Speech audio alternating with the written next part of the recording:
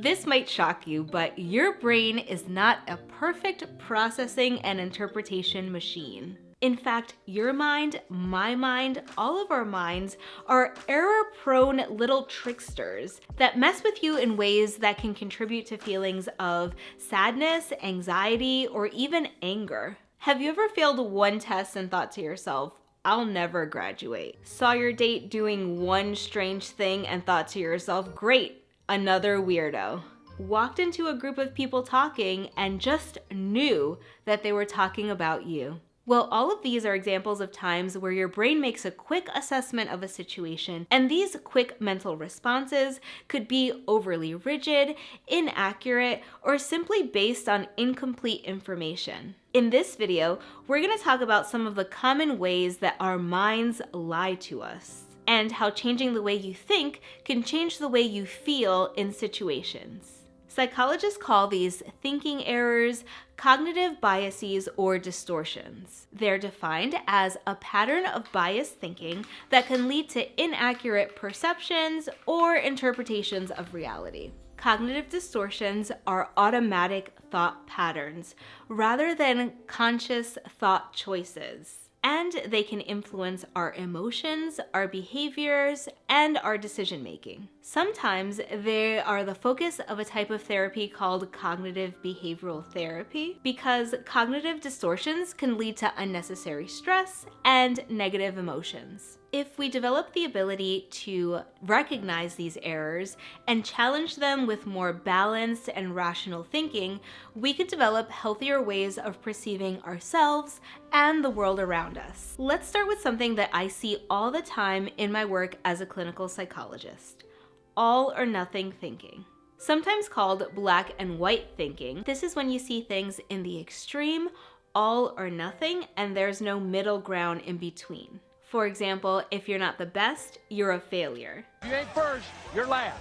This can lead to increased levels of emotional distress. If someone sees situations as either perfect or a total failure, they may experience extreme highs when things go well, or extreme lows when things don't meet their expectations. People that have black and white thinking may have unrealistic expectations of themselves or of other people. They might strive for perfection in everything that they do, leading to stress and self-criticism when they don't meet those impossibly high standards. That sounds exhausting. And possibly one of the saddest outcomes of black and white thinking is that people who think this way sometimes end up having an outsized fear of failure. They may avoid new challenges or take less risks because anything less than a perfect performance is unacceptable. Not engaging in new activities or pursuits for fear of not excelling limits your experiences and opportunities for personal growth. Okay, so what can you do about it? If you find yourself experiencing black and white thinking, consider the gray area. Acknowledge that most situations are not just black and white, and much of life is lived in the grays. There may be even more than 50 of them. Recognize that life is full of complexities, and absolutes rarely apply. Focus on progress, not perfection. Work on shifting your focus from achieving perfection to working on progress and learning from your experiences. Embrace the idea that mistakes are an essential part of growth. So in a way, by making mistakes, you're doing it right, because mistakes are just part of the process. I can't help but plug one of my favorite Nike commercials of all time. The commercial features Michael Jordan, and the commercial is only 4 lines long. I've missed more than 9,000 shots in my career. I've lost almost 300 games.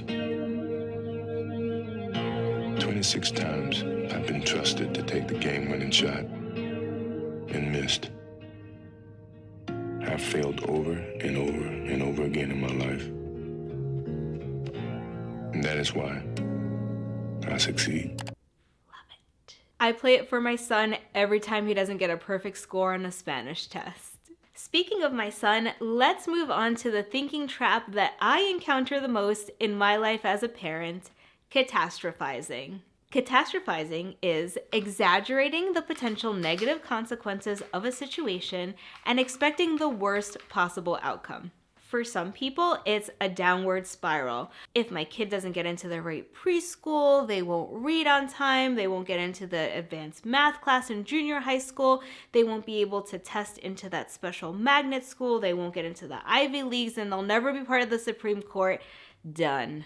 For others, it's all over the place, like a mess of anxiety with a dash of anger sprinkled with some self-doubt. I lost my keys. This is awful. I'm going to be late. My husband's so freaking messy. Why am I so disorganized? I can't get my life together. I'm going to lose my job. Some situations are more prone to catastrophizing. You're more likely to catastrophize when a situation is ambiguous, you're dealing with something you value highly, you're tired, run down, or depleted. It's a situation you already fear, or it's the first time you're dealing with the situation. Now, let me grab a sip of coffee because I am about to share with you my last epic freakout, affectionately known as the J School Meltdown of 2019. If you're new here, hi, my name is Jay.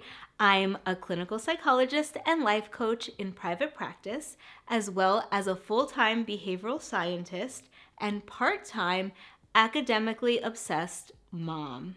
Being a military family, we move a lot. So a few years ago, when my son just finished the 3rd grade, we moved from Hawaii to Boston. I filled out all the paperwork, and a few days later, I got an email from the school informing me that my son was placed in a 3-4 bridge class. That was all the email said, and I proceeded to lose my marbles. I spiraled from my son being in a 3-4 bridge class to being homeless underneath the Brooklyn Bridge. And I was all over the place questioning my life choices as a parent, my husband's career choices, which forced us to move. I was upset at the US education system and why different states have different standards. Now, let's examine the freakout in terms of the catastrophizing criteria. The situation was clearly ambiguous. It didn't give me any information about what the class was, what the selection process was, if we had an option to opt out or opt in. None of that information was in the email. It was just like the bare minimum. This is the situation. I was also dealing with something that I highly value. I place a lot of importance on education and educational opportunities for our son. I also just literally moved across the country from the middle of the Pacific all the way across the continental United States down to Boston. I was tired, run down, and depleted. It also hit on a fear that I already have as a military family. Given your frequent moves, you're often concerned that you're not giving your child the best educational experience, or that lack of stability can have a negative influence on their life. It was also my first time dealing with getting a school assignment via email. It was my first time dealing with a bridge class, and also my first time dealing with the state of Massachusetts. Even as someone who prides themselves on emotion regulation, logic, and reason, I fell right into this trap. So how can you stop catastrophizing? The problem with catastrophizing is that it prevents you from taking purposeful action. You're so in your feels and in your head that you can't find your keys or come up with a game plan on how to bribe the principal. I mean, effectively address your school placement concerns. So the first goal is to recognize you're catastrophizing. Stop, take a deep breath, clap, and say, let's go. Let's go there. Talk yourself through the worst case scenario. Get down deep. How low can you go? Go from I can't find my keys to I'm homeless on the street with no toilet paper. Then ask yourself, how likely is this worst case scenario? How likely is it really? This technique is called decatastrophizing, and it helps to jolt you out of this state by engaging your executive functioning, or the front reasonable part of your brain, which says to you, come on, now you're just being ridiculous. Once you are jolted out of the abyss, you can start to consider what are the likely outcomes. Okay, my son might be in a bridge class, but there's probably a way out of that. There's a school liaison on the military base that helps you deal with these kinds of things. How can I find their number? See, once you're less emotionally activated, you can start to plan, start to make moves, start taking purposeful action to address the situation. Stay to the end of the video if you want to know the outcome of the J School meltdown of 2019. We are moving right along to mind reading. Mind reading is assuming you know what other people are feeling or thinking without sufficient evidence. Have you ever sent someone a text and there was radio silence for like 4 hours? Or even worse, you actually call someone and they send you to voicemail. Then you start running through your last 12 interactions with the person, wondering why they don't like you, why they don't care about you, why you're about to get dumped. Well, this happens for many reasons. Our brains take these mental shortcuts called heuristics to make decisions quickly. These shortcuts can lead to cognitive biases where we rely on readily available, limited information rather than seeking out more evidence. Making a well-considered reason assessment is hard and it takes a lot of brain effort. When faced with complex or uncertain situations, our minds sometimes choose to go the easier route by jumping to conclusions rather than carefully evaluating the evidence. Another reason is a cognitive laziness known as the confirmation bias. This is our tendency to seek out information that confirms our pre-existing beliefs so we can interpret ambiguous or unclear information in a way that aligns with our existing assumptions. It means that we seek out or remember information that is consistent or supports the way that we already think about a person, place, or thing. In the case of the phone call, someone in a secure relationship, they believe that their partner cares about them and they're in a nice, loving relationship, might interpret the sent to voicemail as their spouse is busy or unavailable or just can't answer the phone right now. A person with a partner who they feel like isn't committed to them might be more likely to believe that the person doesn't like them or care about them or isn't planning on getting back to them. For the record, both of these thoughts are inaccurate because they're making assumptions about what another person is feeling or thinking. Both of them are cognitive distortions. But one of them contributes to feelings of anxiety while the other one allows you to move forward with your day. I am pro accurate thinking, so I think everyone could use this technique. It's highly technical, and you have to be at least 2 years old to be able to do it. Ask the person. The only person that knows what's going on inside the mind of another person is that person. Trust me, I know. I've spent 10 years in school and 10 years in practice trying to read your mind, but I can't. Also, stop asking me if I could read your mind in parties. I can't, I'm not, and I'm not interested. Next up, overgeneralization. Overgeneralization is making broad and sweeping conclusions based on a single negative event or experience. For example, I had an awkward social situation and I'll never make friends. I ate at the Cheesecake Factory and I ruined my entire diet. No one hit like on my last YouTube video and I'll never hit 3,000 subscribers. Overgeneralization often leads to negative self-talk and self-criticism. When individuals consistently label themselves as failures or unworthy based on individual instances, it can negatively affect their self-esteem and self-confidence. Overgeneralization could also affect your relationship with others.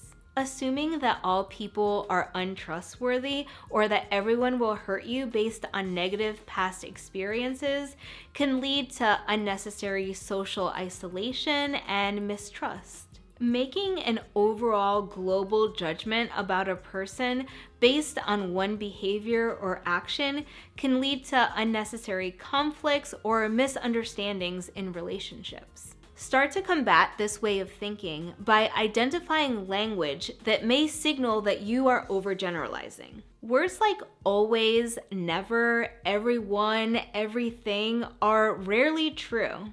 Replace extreme language with more moderate, realistic expressions. For example, instead of saying I always fail, reframe it as I didn't succeed this time. You're replacing that overgeneralization, which is unlikely to be true, with a more moderate expression, which is just a statement of fact. Bonus points if you can follow that up with, it doesn't mean I'll fail every time. It's not about you, but your mind thinks it is. Personalization. Personalization involves taking responsibility for events that are outside of your control, or assuming that everything others do or say is a reaction to you.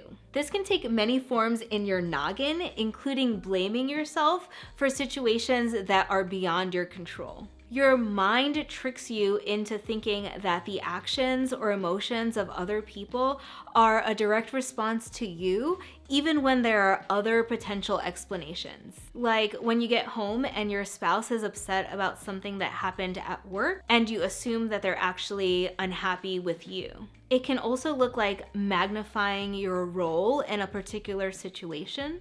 This is when you focus on your influence, assuming that you have power or control when you actually don't. Sometimes this leads you to overlook or devalue the influence of context or the environment in a particular situation. To overcome this, practice assessing and focusing on what you can control. This helps you have both an accurate understanding of what you contributed to the situation, and it also helps with being more accurate with understanding the environment or the contextual contributions to the particular situation.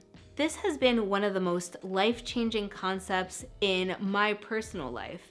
Being able to understand what is and is not within my control helps me to focus my efforts on the things that I can influence and allows me to let go of the things that I can't. Remember that your mind may be actively working against you, telling you that you have more influence than you actually do. You can only impact and take positive action on things that are within your control. Your brain power and mental space is highly valuable. Don't be wasting it on things that you can't control. Acknowledge what you can influence and make a plan to make that better. Let everything else go. One of the things I can't control is how many likes or subscribes I get on this video. I can only control the amount of work that I put into each post. If you're getting any value out of this video and you're interested in additional science-based strategies for wellness and productivity, hit that subscribe button. These are just a few of the ways that our mind plays tricks on us. If we can get this video to 100 likes, I'll consider doing a follow-up video with some additional cognitive distortions or ways that our minds try to trick us. I recently came across a therapy journal that also focuses on these cognitive distortions called the Anti-Anxiety Notebook. If you'd like to see a review of that notebook, click on this video right here. If you're here for the gossip on what happened with the 3-4 bridge class, it turns out that this neighborhood in Massachusetts doesn't get a lot of new kids. So every time there's a new kid, they bring them into these opt-in bridge classes. The students in these bridge classes have been together from kindergarten, and they just think that these communities are more welcoming to new kids since there's not a lot of people like going in and out. So anytime there's a new kid, they default them into these bridge classes. My husband and I were still not interested in having him in that bridge class, especially because he was going into the 4th grade. So we just asked if he could go to a regular 4th grade class and they agreed. It was like zero drama.